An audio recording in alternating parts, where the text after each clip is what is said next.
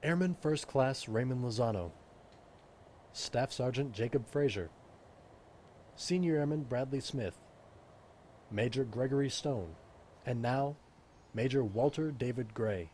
Present! Up! August 8th, 2012. Heather hears a doorbell early in the morning.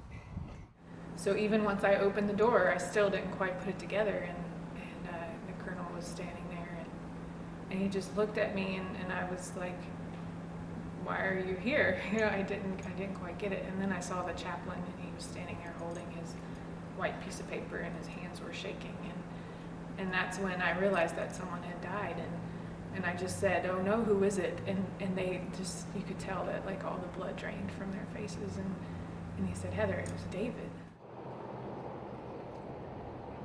Major Gray was at 13 Lima, the career field designator for Air Liaison Officers, airmen who serve as the link between the Air Force in the sky and the Army on the ground. But I remember when we were stationed in Germany, and he came home very, very excited, and he said, "They've opened up the 13 Lima career field." And I was like, "I don't know what that means." I'm like, "What does that mean?" And he said, "TACP. I can be a TACP again." But it meant that her husband, who served within the ranks of the Tactical Air Control Party as an enlisted airman, would be leaving once again. And I will never forget that conversation. I had a 6-month-old baby, and my youngest was about 6 months old.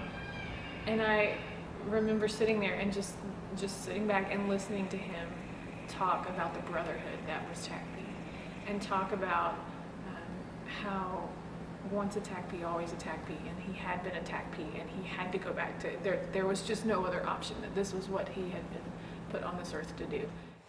We're honored to have Major Gray's family in attendance today as well. His wife, Heather Gray. Now, 10 months after her husband was killed in action while serving in Afghanistan, Heather Gray found herself back at the schoolhouse where it all began for the unveiling of her late husband's name on the TACP Fallen Heroes Memorial. I think the memorial looks great.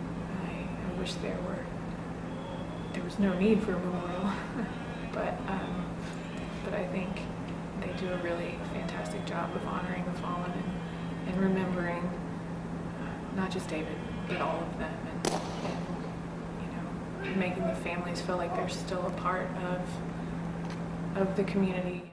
Heather remembers fondly of a time she ran a race with her husband, where he told her, "You know, just finish strong, just finish strong."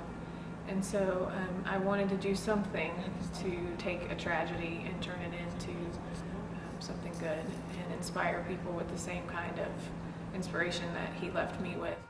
She now tours the country with her husband's words, creating Finish Strong Ministries to honor the legacy of her late husband, and she has no intention of ever stopping.